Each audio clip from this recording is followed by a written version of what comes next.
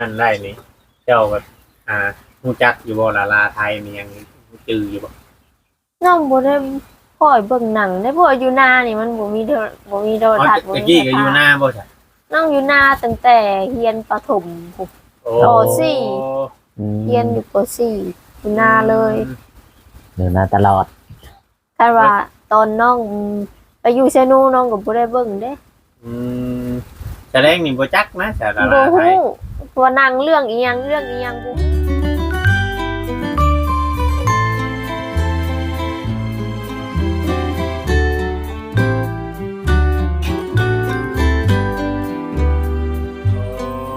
อืม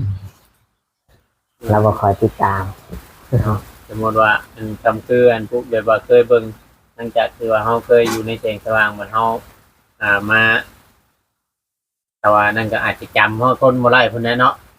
เพราะการเปลี่ยนแปลงมันก็มือนี้มันบ่คือเก่าเนาะ แม่น จำได้แต่เสียงกันว่าคนแบบเสียงเขาเจ้าเปลี่ยนไปนี่ก็สิบ่จำบ่ได้แล้วมันแต่กันคนเสียงยังคือเก่านี่ก็สิจำได้ เลยเพราะแสดงว่าอยู่หน้านี่คำว่าอยากอันนี้อันนั่นเนี่ยก็แม่นได้ฟังแต่เพลง แม่นฟังเพลงมีแต่ฟังเพลงฟังเพลงฟังลำ ฟังดำในห้องเป็นอยู่บ่ฟังเพลงฟังดำ บ่เป็น บ่เป็น ยันว่ามีอันฟังเรื่อยมันติดหูเป็นหยังนะเฮาห้องเป็น มักฟังอยู่แต่ก็บ่เป็ แต่ว่าสิให้ น โซ่ผลงานอีกตอนหนึ่งมั้ยมื้อนี้พาพวกง่ายๆเป็นมาฟังเนาะติดใจแล้วนี่ เอาแบบว่าเพลงลาวกับเพลงไทยเนี่ยจะมักฟังเพลงหยังกว่ากันที่ว่าฟังติดหูแน่นะ แม่น มักฟังทั้งสองเลยแบ ฟั บ งทั้งสองเลย แม่นทั้งเพลงลาวเพลงไทยก็มักฟัง โดยเออ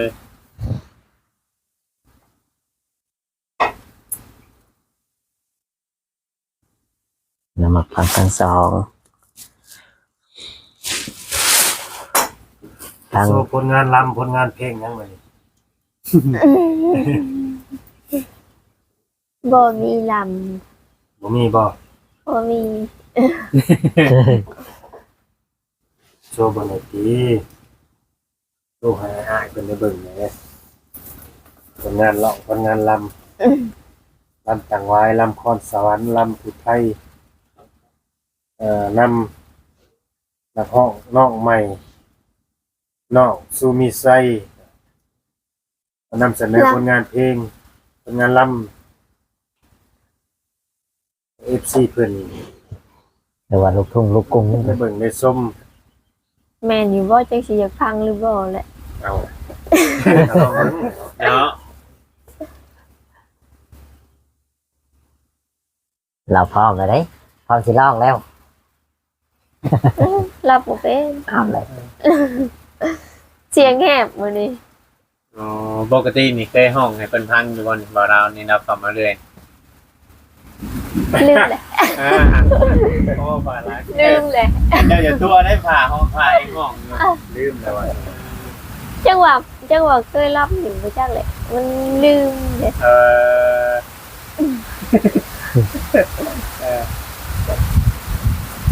ลองชวน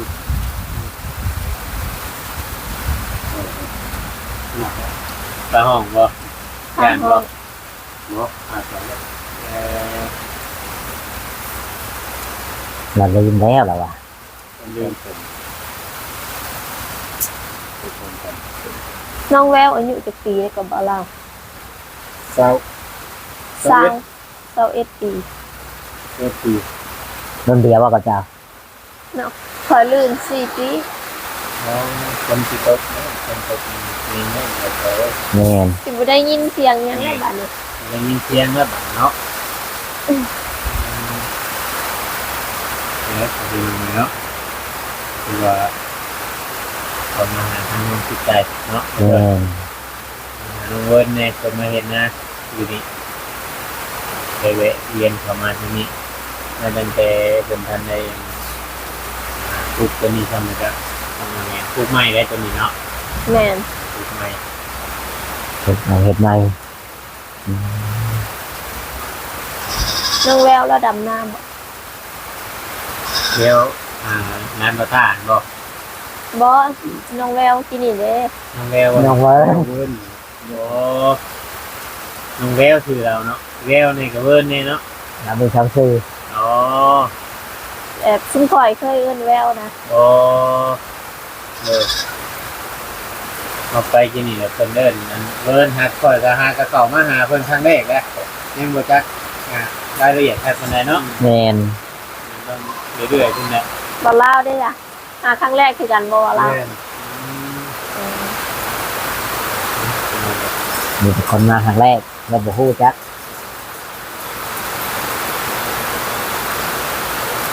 เราป่วยบ่อันนั้นน่ะ รับ เป็น ป่ ค วน ย ป่วย ขาดเลือดเพิ่นว่าเพิ่นขอความช่วยเหลือว่าอยากจะเติมเลือดนี่แหละเนาะ แมน ข่อยก็หาก็ฮู้เล่าว่างตอนว่างมาอยู่บ้านว่างบ่ได้เข้าโรงเรียนนี่เลย โอ้ อยู่บ้านเดียวกันนี่ก็บ่ได้ค่อยฮู้กันได้เพราะว่าอยู่นาสิเด้เริ่มบ่ค่อยฮู้แล้วจักไผ ตะกี้นั่นแต่เจ้าอันนั้นน่ะไปโรงเรียนนั่นยังกับที่เราไป น้องไปทางดงทางหน้าสนุกอยู่เด้ โอ้ น้องจักอยู่แต่คนที่เข้าโรงเรียนนี่ คนที่เข้าโรงเรียนแบบ คนรุ่นเดียวกันนี่ฮู้รู้ เลย คนไทยบ่ได้เข้าโรงเรียนนี่บ่ฮู้แล้วนี่ โอ้ เพราะว่าเข้าโรงเรียนก็มีแต่แบบ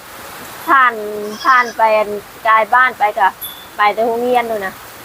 ถ้าว่ารุ่นอยู่เรียนตอนเรียนอยู่เทโนพุ่นน่ะสิอาจสิฮู้จักหลายคนเนาะ ก็สิฮู้จักหลายคนอยู่แต่มันก็สิบ่มีหมู่สนิทหลายได้อยู่ โอ้ อยู่พุ่นมันก็แบบคนมันก็คนต่างกันนะมันก็ ต่าง เลย กันแบบไร เอาต่างกันกับแบบว่าเขาเจ้าคนในเมืองค่ะแบบคนแบบต่างบ้านต่างถิ่นมันก็แบบหมู่กับแบบมีแต่หมู่ความเพียรมันบ่แม่นหมู่สนิทแบบนี้นะ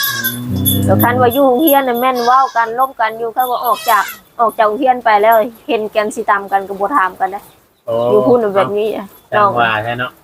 มันเป็นแบบนั้นอยู่พุ่นน่ะ เออ หมู่สนิทกันเนี่ยเว่ากันอยู่ดอกไปนํกันอยู่ดอก โอ้แต่สมัยเรียนตะกี้เดี๋ยวดึงเบิด ลูกแต่ตอนอยู่โรงเรียน เออ คันว่าไปออกจากโรงเรียนแล้วเลย เออ เขาก็มาถามเฮามาถามอีก อ้าวเขาบ่ถามเฮาก็บ่กล้าทักเขาได้เฮาก็ อืม แต่ว่าปัจจุบันนี่บัดไปต่อยาต่อหยังเนี่ยพาไป พ่อไปผู้เดียวเด้ โอ้เจ้านี่เพิ่นบ่ได้ไปเช็คเบิ่งบ่ บ่ไปเอาแต่ยาแต่พ่อเอามา ปกตินี่แพทย์หมอเพิ่นต้องให้เฮาไปเช็คบ่ล่ะ แม่นต้องไปเสร็จก็คือไปเสร็จอยู่ไทยอย่างเดียวนะ โอ้ ที่น้องว่าออกแล้วไปเสร็จอายุแต่ว่ากันอยากรู้รายละเอียดเพราะว่าหักษาอาการที่เป็นอะไรต้องใส่เงิน อื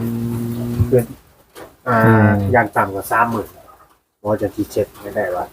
สายตานอกเนี่ยสิหักษาได้ คือว่าไปต่อยานี่ก็แม่นไปต่ออยู่ใต้พุ่นเนาะ ต่ออยู่เช ต่อ นู ที่บ้านเฮาแล้วยาเนี่ย ยาอยู่พี่มันก็มีก็คือย าตัวเดียวกันบ่ แม่น อืมยาตัวเดียวกัน แต่ว่าเฮาได้มาแต่พุ่นแล้วแต่บัดนี้นะครับไปแล้วเฮกิโนนี้ โดย อ๋อเป็นแล้วอ่ะมันก็ มันหากต้องมีเลยแบบถ้าข่อยเคยไปยืนยายืนยังให้พวกแม่เฒ่ามันยังตะกี้ มันก็เปลี่ยนไป มัน นะ มันบ่คือกันเบิดทุกโตได้ยาเลยพวกเฮาก็เอาตัวกล้องเก่าแบบเก่ามันให้เพิ่นเบิ่งดิ มันนั่นมันสิลายอันอยู่บ่ตัวแล้วเจ้าบ่ได้มียากินเนาะ มีเท่าแต่ยาซัก มีแต่ยาซั มัน ก บ่แม่นยากิน อ๋อยาชักที่คือมันอาจจะคือกัน เพราะว่า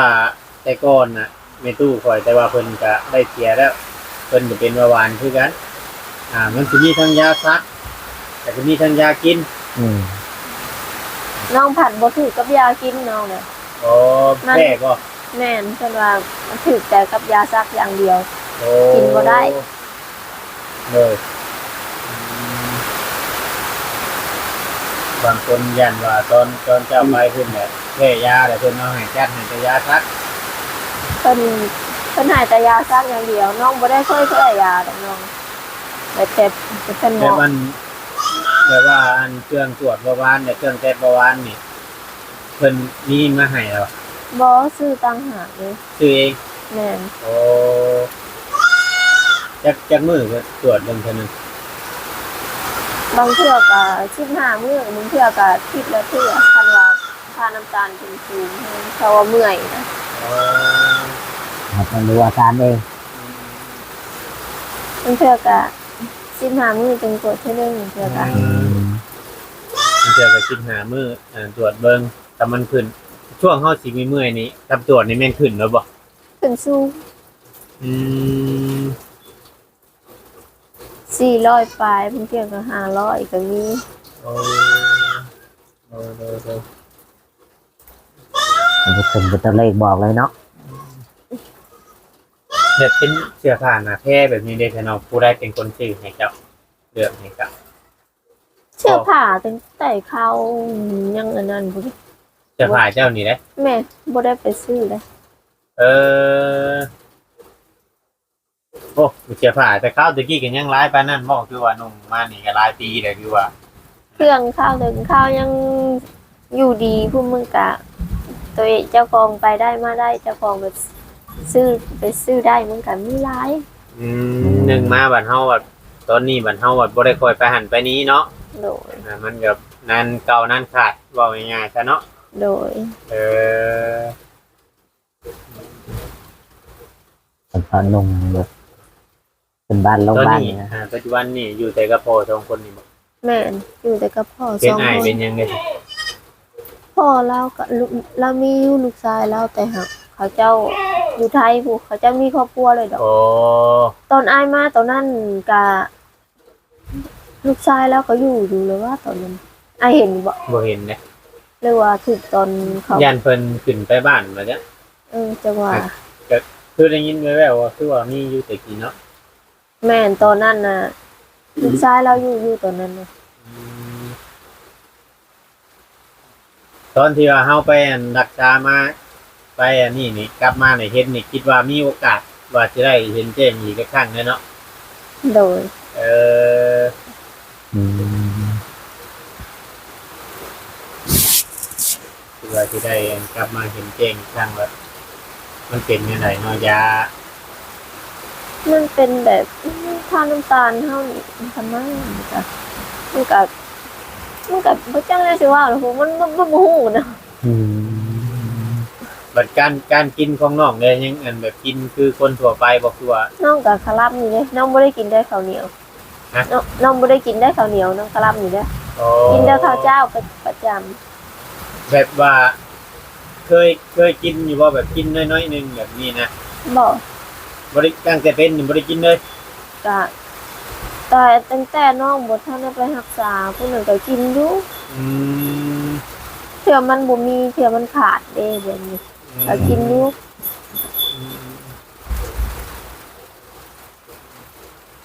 บัดมันบ่มีบ่หยังเนาะ โดย ไม่ถูกว่าท่าน กันว่าแบบว่าตัดแบบว่าบ่กินเลย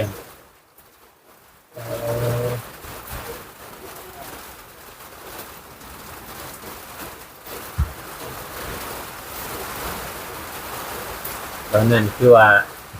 ชื่อมาแต่นั่นเขาบอต้าเขาบอเวียดบอยังเขามานี่เห็นหน้าเห็นหยังชื่อเบิดเนาะ โดยตอนนั้นซึ่งตอนที่เขาบอต้าบอเวียดซาเวลมาเนี่ยตอนนั้นน่ะรักษามาใหม่ๆตอนนั้นน่ะเพราะว่าตอนนั้นสายตายังแจ้งดี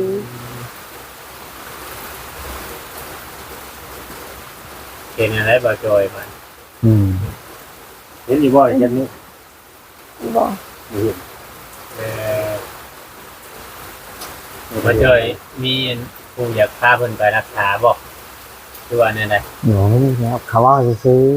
ตอนนั้นเอามาแรกๆน้องครับ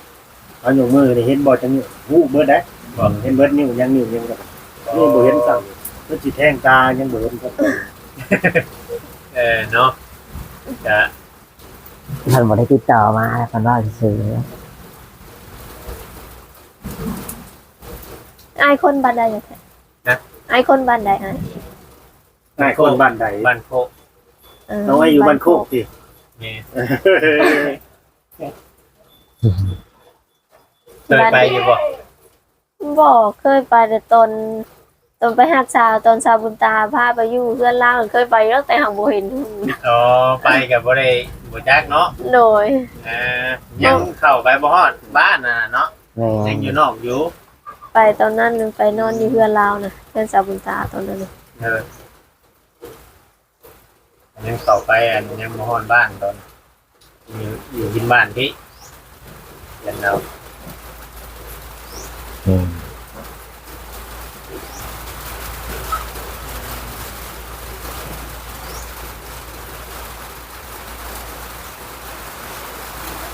เจ้าอยู่บ้านโคกบ่2 คน แม่โตบ่ตองแต่ว่าเราในบ้านเดียวกับเจ้า แต่ที่เห็นฮู้จักเพิ่นอยู่บ่จ้ะ บ่ฮู้เลย โอ้โหว่ะ บ่แม่นน้องสายตาบ่ดีแล้วล่ะมาเราจังได้ย้ายมา เห็นบ่อ๋อมันก็ง่ายมาอยู่นี่คนไกลถิ่นคือกันจ้ะนี่ก็เนาะ คนละทินเด้อ โอ้ยแต่ง่ายมาแต่อยู่มาอยู่ก่อนพุ่นกับเจ้าสิฮู้เจ้าอยู่แต่หน้าพี่ บ่อยู่ในบ้านมันบ่ได้คอยนะ คันฮู้ก็เจ้าว่าสิฮู้อยู่บ่เจ้าแหละเพราะว่าแต่ข้าวกี่น้องลงวัดยามวันศีลน้องลงวัดตลอด อ้ายก็ลงมักลงวัดคือกันนะเจ้าว่าสิฮู้บ่จ๊ะ เพราะตะกี้นั่นแต่เฮาไปไล่มันยังอันนั้นปกตินั่นมาลงวัดเนาะ โดย โอ้ลงวัดตลอดเฮียนนี่เฮียนจบสมาธิเห็นบ่ ม.6 ฮอดเรียนของม.6 ตอนนั้นไปเฮียนม .6 นี่ มีเซนู บ่ได้ตาสายตาเฮายังอันนั้นอยู่บ่ ยังตอนนั้นยังบ่ทันได้ยังบ่ทันได้ป่วยเป็นโรค อ๋อหลังจากเฮาจบบ่ป่วย เรียนฮอดม.6 แหละจังได้เป็น ได้เช็งอยู่บ่ เซ็งแล้ว โอ้ มันปิดเทอมแล้วม.6 นะ อ๋อ พอดีปิดเทอมมาแล้วก็พอดีออกมาเลยบัดนี้ เดี๋ยวก็ป่วยเลย แม่น อ๋อตอนนั้นก็ไปรักษาอยู่เนาะ โดย บ่ได้ข้ามไทยบ่ บ่ โอ้ ยังเรียนแค่ปีเดียวก็บ่จบซัก พอม .6 นี่บ่ได้จบครับ บ่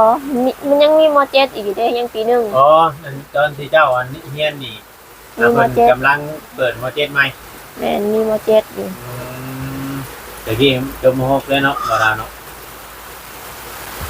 ต่อมาเจ็ด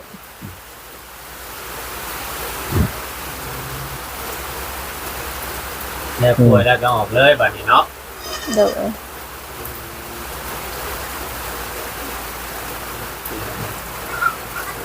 มันแนวกินเงินกับข้าวกับน้ำนี่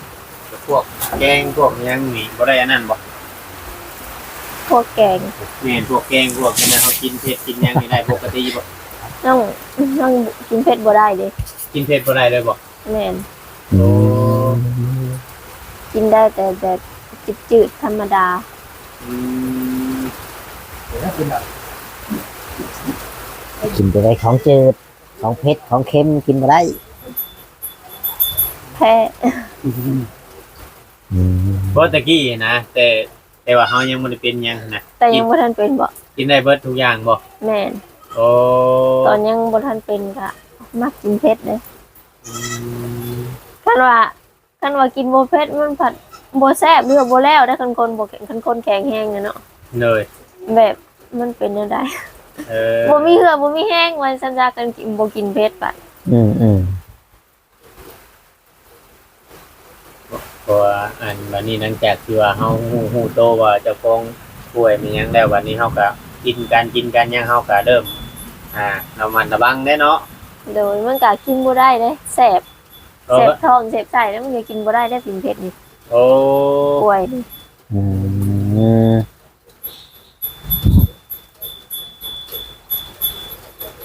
ไปอันหักตามาเห็นแจ้งเทื่อหนึงกลับมาเห็นแจ้งอีก มืดลงอีก มือลงอีก มัวลงอีก มัวลงอีกแต่คือโทษอยู่บ่ อื้อหือก็คิดอยู่บางทีก็ แต่ว่ามันสุดแหละเนาะ โดย มันสุดแต่มันเลื่อยเลยอยู่กับความมืดเป็นชิ้น ลองเลยหนึ่งมาบัดนั่น เอาลำไย เนี้ยกัน วางลำไย หมากเนี้ยกัน มังลำไยมังลำไยป่า แม่นบ่ ไม่กล้ากินนะเขาจะมาเอาใช่ ลำไย บ่แม่นนะบ่เรา มักไข่ลิ้นลิงเจ้าเอิญ เจ้าเคยเห็นอยู่บ่ต้นมัน เคยเห็นเขาตะกี้ บ่ โดย โอ้แสดงว่าต้นมันนี่ก็อันนั้นเติมหนึงนี่เนาะ หลายปีอ่ะ หลายปีเติมเลยนี่ใบมันก็คล้ายๆใบลำไยอยู่เลยนี่ แม่น มักไข่ลิ้นบางคนเขาเจ้าว่าหยอกกันเขาเจ้าว่ามักลำไยป่าเขาอะ อืมโยผู้ใดเขาบ่จักนี่เขาว่าเราได้อันนี้ก็บ่ได้ว่า คือ